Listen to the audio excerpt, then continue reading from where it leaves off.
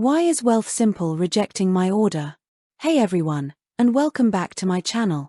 Today, I'm going to be talking about a topic that I've been getting a lot of questions about recently. Why is Wealthsimple rejecting my order? I know that this can be a frustrating experience, so I wanted to take some time to explain what might be going on and what you can do about it.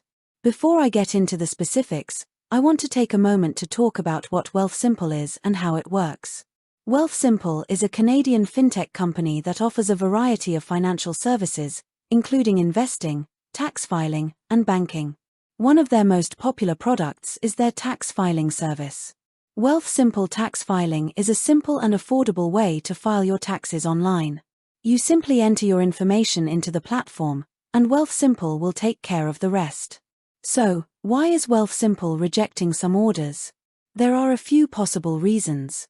Your income is too high. Wealthsimple Tax Filing is only available to individuals with an income of $70,000 or less.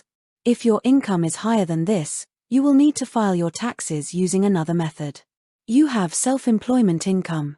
Wealthsimple Tax Filing does not currently support self-employment income. If you have self-employment income, you will need to file your taxes using another method. You have rental income. Wealthsimple Tax Filing does not currently support rental income. If you have rental income, you will need to file your taxes using another method. You have foreign income. Wealthsimple Tax Filing does not currently support foreign income. If you have foreign income, you will need to file your taxes using another method. You have a complex tax situation. Wealthsimple Tax Filing is designed for individuals with simple tax situations. If you have a complex tax situation, you may need to file your taxes using another method. If your order is rejected by Wealthsimple, you will receive an email explaining the reason.